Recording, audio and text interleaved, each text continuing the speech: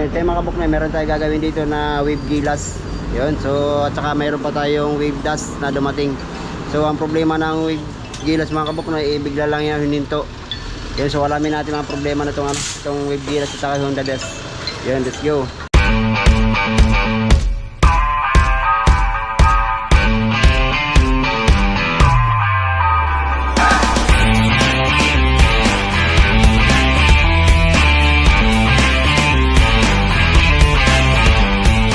So ito na yung ating wave gilas, yung binubuksan na natin yung kanyang clearance para malaman natin yung ibang problema. So ang problema nito ni boss, tinutulak sa atin papunta rito sa ating shop, itong kick, ayan o. So ayaw na makick. So check natin yung oil niya kung anong problema. Pero sabi ni boss hindi na makick. So ito, alamin natin yung kanyang dipstick oil. Uy, putol. So hindi natin ma-check yan. So mamaya buksan na natin yung kanyang cylinder head saka kanyang block. So tanggalin muna natin yung clearance para malaman natin yung problema ni boss. Para marami rin tagas. Ayun. So alamin natin yan mga kabuknoy. So yun guys, so umpisa na natin baklasin yung kanyang manifold. Ayan, so nakalasan na natin yung kanyang manifold. So dinix natin yung kanyang timing gear cover. So kalasin na rin natin yan guys. So dito malalaman natin yung problema ni boss sa kanya wave gilas. Nabigla lang siya hininto. So nung chinek natin guys, so wala nang oil at saka yung remake aray ko. So ito na yung problema ni boss. Ayan o.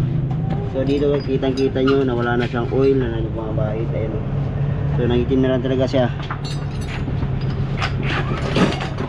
Yun, so check muna natin yung panganyang block saka head kung kailangan ba ibaba.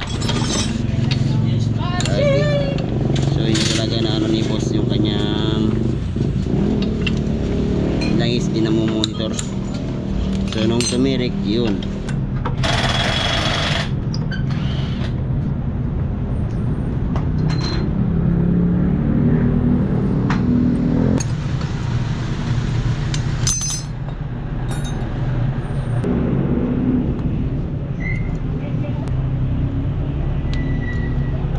Na kabukasan na bakit mo?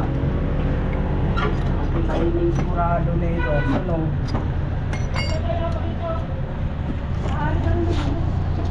Siyan guys, so nakalasan natin yung timing gear bolt. So tanggalin natin yung head. Ayan. Aray. Ayay! So ito, kung napapansin nyo guys, ito wala, black. so dito, ito yung block nya. Kalasin na natin yan para makita natin yung naging problema. Aray, ayun, may langis pa, kunti. Ayan o. Ayay, ayaw. So yun guys, so kalasin natin. Ay lang. Ayaw, pumapit talaga. Sige. Ayan na, minamaso na. So yun guys, minamaso na ni bot. Ayan o. Pa.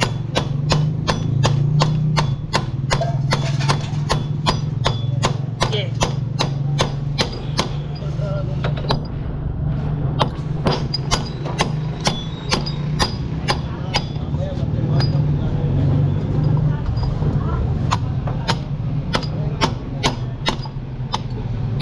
Ayan na. nagsisilabasan ng silya. Ayan na, makikita na guys. Dito akin na martilyo,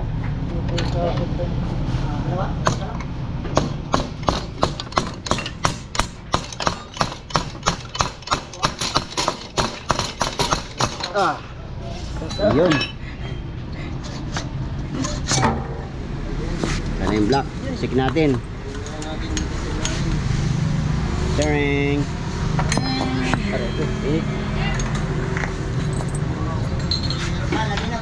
Ayan guys, oh. So yung piston niya kumapit na dito sa kanyang cylinder block. So ayan yung kanyang piston. So tanggalin natin yung piston mga kapatid. Tanggalin mo nga yung pin boss, baka sakit yung pin. Grabe nangyari itong dalawa, wave dust, natuyuan din. Saka itong wave gilas. Ito natutuyo pa lang. Siya guys, nakalas na yung piston. Ayan yung piston, no? Ayan yung ebidensya na wala talagang langis.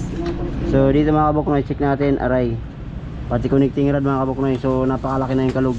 Kahit i-ganon mo siya, yan o ganon, malaki na rin. I-angat mo sa taas baba, malaki na rin. So ang gagawin na natin dito mga kabuknoy, para sure na malinis natin, saka matik natin yung lumang loob o i-over na natin. So yun, pinaumpisa natin kalasin.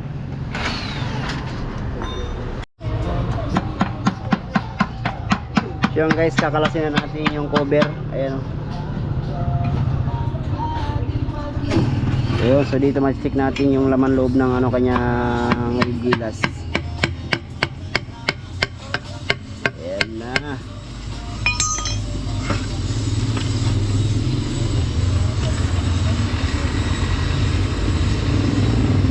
Jaring. So yun guys, oh. Ito na yung itsura ng kanyang makina mga kabuknoy.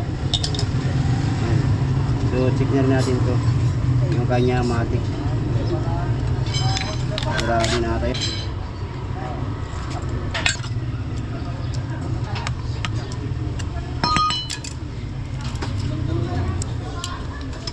So guys, so tanggalin natin yung clutch housing. So dito makikita pa natin ibang ano, sira, naging sira sa kanyang gilas.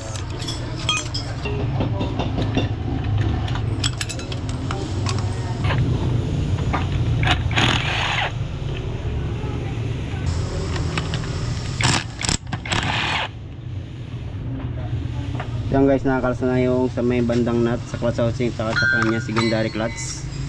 Check natin yung bell.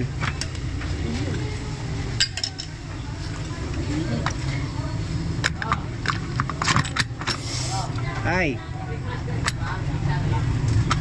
wala na, wala na gal.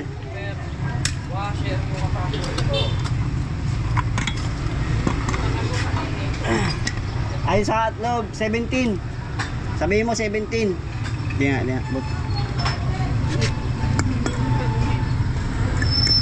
Yan guys, sira na rin yung kanyang matic bell, oh. Ayun, oh.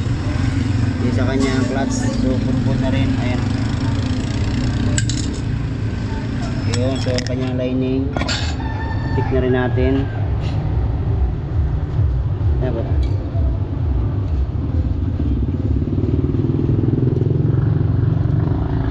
So mamaya mga kabuknoy, check natin yung kanyang connecting rod kung gaano kalaki yung ano, yung kalug. So kalasin muna natin yung ano, dito mong ibang parts sa kanyang makina. Siyan guys, ito na yung kanyang makina. Ayan, oh. Right ko. So sobrang itim na talaga. So talaga napabayaan na siya ng oil. So ito na yung parts. Ayan. So ito na yung ano, connecting rod mga kabuknoy. Yes. Yan guys, so ito na may tama yung connecting rod ni boss sa kanyang hulid gilas. Yun. So ang gagawin natin dito, magpapalit tayo ng connecting rod, side bearing. So ayan, so linisin na natin yan. At saka ito kanyang bell. Ano? So sira-sira na talaga. Sa kanya-kanya cylinder block. So paribor tayo, valve seal. Yes, so gasan na natin. Yan guys, ang papalitan natin dito yung connecting rod, side bearing, so clutch housing. Kunin mo yung block. So yung block, paparibor tayo. Yun, so ito pariribor natin sa wave gilas mga kabuknoy. So dito sa kanyang matic, so try natin mga kabuknoy kung papalitan natin. Ayan. Yun. So ito na gagawin natin, palit tayo ng matic, connecting rod, side bearing, ribor, saka housing. Yun, so mga kapring.